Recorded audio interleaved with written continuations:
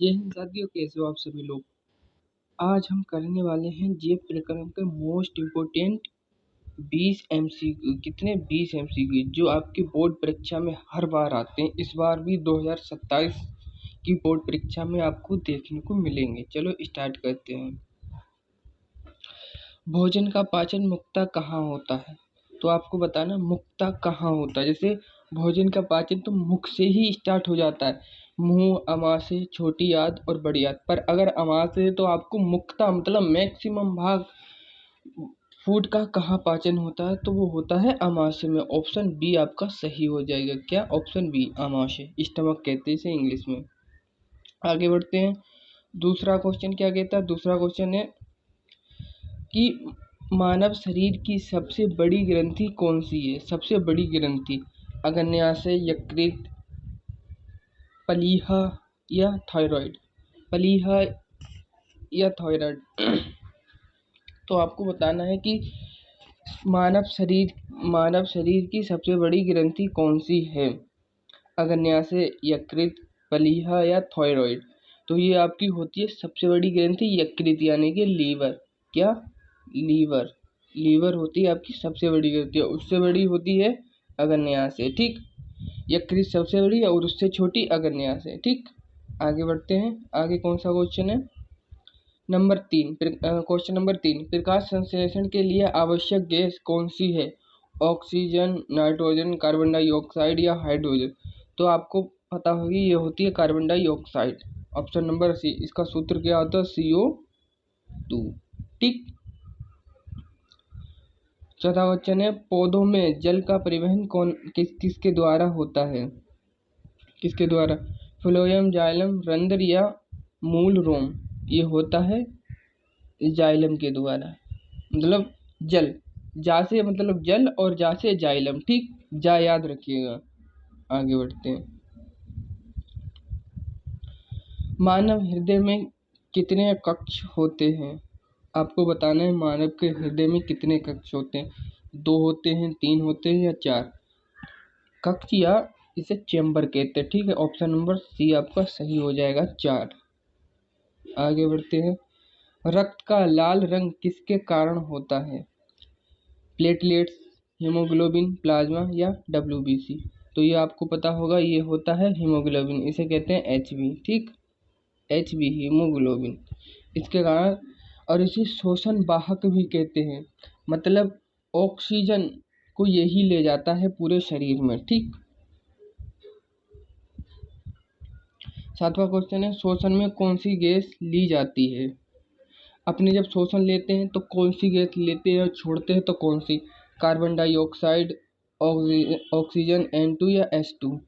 तो ये लेते हैं अपने लोग ऑक्सीजन, O2। ठीक, ये तो सबको पता होगा, O2। ठीक, आगे बढ़ते हैं। 8वां क्वेश्चन है, पौधों में भोजन का परिवहन किसके द्वारा होता है?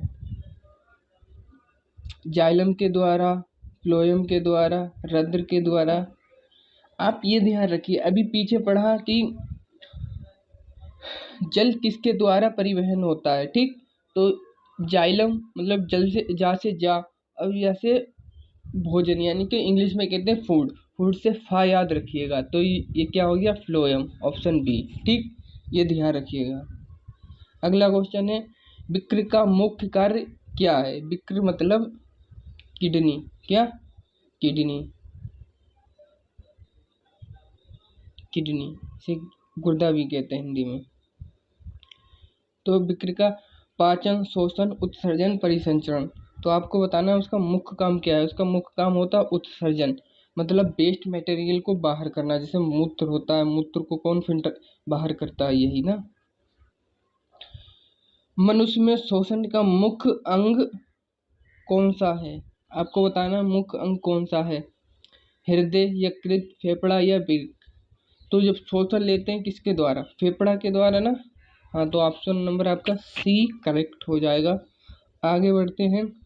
प्रकाश संश्लेषण कहाँ होती है? आपको बताना है प्रकाश संश्लेषण माइटोकॉन्ड्रिया में होता है, हरित लवक केंद्रक या राइबोसोम? ये होता है हरित लवक में। किसमें? हरित लवक। हरित लवक में होता है क्लोरोफिल। क्या? क्लोरोफिल। ये आप ध्यान रखिएगा, ठीक, क्लोरोफिल होता है। आगे बढ़ते हैं। रक्त को पंप कौन करता है? रक्त को पंप कौन करता है? फेफड़ा, मस्तिष्क, हृदय या यकृत? तो आपको पता होगा, ये बहुत ही मतलब हर कोई जानता है। रक्त को कौन पंप करता है? हृदय पंप करता है। ऑप्शन नंबर सी आपका करेक्ट हो जाएगा। ये ऐसे क्वेश्चन जो हर बार पूछे जाते हैं, ठीक। अगला क्वेश्चन है, माइटोकॉन्ड्रिया को क्या कहते हैं? केंद्रक, पावर हाउस, भित्ति या द्रव? तो इसे मतलब ये माइटोकॉन्ड्रिया हम लोगों को, मनुष्यों को क्या करती है? एटीपी के फॉर्म में ऊर्जा प्रदान करती है। इसे कहते हैं power house, power house of the cell, ठीक। ऑप्शन नंबर बी आपका करेक्ट हो जाएगा। आगे बढ़ते हैं। मूत्र का निर्माण कहाँ होता है? हृदय, वृक्क, फेफड़ा या यकृत? तो ये आपका सी ऑप्शन सही हो जाएगा, वृक्क यानी कि किडनी, ठीक। अगला क्वेश्चन है, स्टार्च का पाचन कहाँ से शुरू होता है? ये बहुत ज़्यादा इम्पोर्टेंट क्वेश्चन है जो आपको याद रखना होगा। स्टार्च का पाचन कहाँ से शुरू होता है? आमाशय से, छोटी आंत से, मुख से या बड़ी आंत से? तो अभी एक पीछे क्वेश्चन दूसरा यानी तीसरा क्वेश्चन आया था कि भोजन का मुख्यतः कहाँ पाचन होता है? तो आपने लगाया आमाशय, पर इसने पूछा स्टार्च का पाचन कहाँ से शुरू होता है, कहाँ से, ठीक। तो आपको ध्यान रखना है ये मुंह से शुरू होता है, किससे? मुख से। आगे बढ़ते हैं। ऑक्सीजन का परिवहन कौन करता है? ऑक्सीजन का परिवहन कौन करता है? WBC, प्लेटलेट्स, हीमोग्लोबिन या प्लाज्मा? अभी हमने आपको पीछे बताया था HB यानी हीमोग्लोबिन के कारण अपना जो ब्लड होता है वो रेड होता है। कैसा होता है? रेड होता है। और मैंने आपको ये भी बताया कि हीमोग्लोबिन जो ऑक्सीजन है वो पूरे शरीर में ले जाता है। तो आपका सही ऑप्शन हो जाएगा ऑप्शन नंबर सी, हीमोग्लोबिन। ये बहुत ज़्यादा इम्पोर्टेंट क्वेश्चन है। आगे बढ़ते हैं। गैस का आदान प्रदान किसके द्वारा होता है? ये भी बहुत ज़्यादा मोस्ट इम्पोर्टेंट, ठीक। किसमें होता है? जाइलम, फ्लोएम, रद्र या मूल? तो ये होता है रद्र के द्वारा। इसे इंग्लिश में कहते हैं स्टोमेटा, ठीक। स्टोमेटा के द्वारा होता है। आगे बढ़ते हैं। उत्सर्जी पदार्थों को हटाने वाला अंग कौन सा है? हृदय, वृक्क, फेफड़ा या मस्तिष्क? अभी एक पीछे भी आया था इसी टाइप का, तो ये होता है ऑप्शन नंबर बी सही हो जाएगा, यानी कि वृक्क या किडनी, ठीक। आगे बढ़ते हैं। रक्त का तरल भाग क्या कहलाता है? Plasma, RBC, WBC, platelets? ये आपको ध्यान रखना है। रक्त में 55% क्या होता है? 55% ये होता है प्लाज्मा, प्लाज्मा, ठीक। और प्लाज्मे में 90% जल होता है।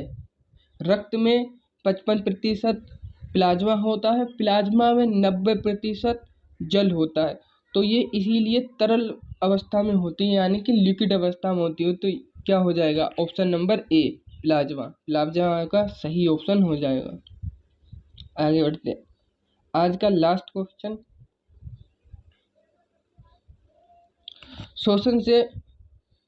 शोषण से ऊर्जा किस रूप में मिलती है? ATP, DNA, RNA या नन, यानी कि कोई नहीं। तो माइटोकॉन्ड्रिया हमें क्या देती है? ऊर्जा किसके फॉर्म में? ATP के रूप में। इसीलिए पूछा शोषण से ऊर्जा किस रूप में मिलती है? ATP के रूप में। आपका ऑप्शन नंबर ए करेक्ट हो जाएगा, ठीक। अगर आपको वीडियो पसंद आई हो तो हमें, अभी मैं नया हूँ तो बोलने में हेजिटेशन भी होता है, इसलिए आप ये ना समझे कि ये अच्छे से पढ़ा नहीं पाएंगे, क्योंकि हम अभी नए हैं। अगर थोड़े दिन, एक आध महीने पढ़ाएंगे तो कोई दिक्कत नहीं है। उसके बाद अगर वीडियो आपको सही लगी हो तो लाइक, सब्सक्राइब, शेयर ज़रूर करें, और कोई भी डाउट है तो कमेंट में बताइएगा, ठीक। ज़रूर हम आपको रिप्लाई देंगे।